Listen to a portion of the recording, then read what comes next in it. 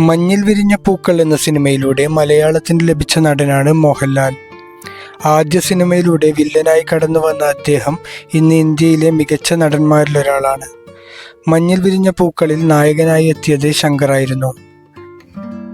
മലയാള സിനിമയിൽ മികച്ച തുടക്കം ലഭിച്ച നടനായിരുന്നു ശങ്കർ. മോഹൻലാൽ സഹനടനായി എത്തിയ ചില സിനിമകളിൽ നായകനായി തിളങ്ങിയത് ശങ്കറായിരുന്നു. എന്നാൽ 80കളുടെ അവസാനത്തോടെ ശങ്കർ പ്രധാന വേഷത്തിലെത്തുന്ന സിനിമകൾ കുറഞ്ഞു വന്നു. ശങ്കർ ആ സമയത്ത് ഒരേ ടൈപ്പ് കഥാപാത്രങ്ങളായിരുന്നു ചെയ്തിരുന്നതെന്ന് പറയുകയാണ് സംവിധായകൻ സിബി മലയിൽ. അന്ന് ശങ്കറിൻ്റെ എല്ലാ കഥാപാത്രങ്ങളും റൊമാൻറ്റിക് വേഷങ്ങളായിരുന്നുവെന്നും എന്നാൽ ഒപ്പം വന്ന മോഹൻലാൽ അന്ന് എല്ലാത്തരം കഥാപാത്രങ്ങൾ ചെയ്യുമായിരുന്നുവെന്നും സിബി മലയിൽ പറഞ്ഞു. മോഹൻലാലിൻ്റെ ആ ട്രാൻസിഷൻ സമയത്താണ് ശങ്കർ പിന്നിലോട്ടായതെന്നും സിബി മലയിൽ പറഞ്ഞു.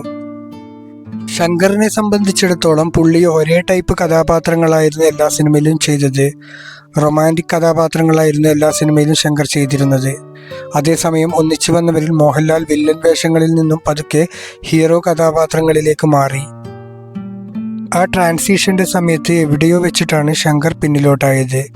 മഞ്ഞിൽ വിരിഞ്ഞ പൂക്കളിലൂടെ കരിയർ തുടങ്ങിയ ഇരുവരുടെയും പോപ്പുലാരിറ്റിയിൽ അങ്ങോട്ടും ഇങ്ങോട്ടും മാറ്റം സംഭവിക്കുകയായിരുന്നു. 2019 ഇറങ്ങിയ ലൂസിഫർ എന്ന സൂപ്പർ ഹിറ്റ് ചിത്രത്തിൻ്റെ രണ്ടാം ഭാഗമായ എമ്പുരാനാണ് ഇനി റിലീസാവാനുള്ള മോഹൻലാൽ ചിത്രം. തരുൺ മൂർത്തി സംവിധാനം ചെയ്ത തുടരുമാണ് മറ്റൊരു സിനിമ.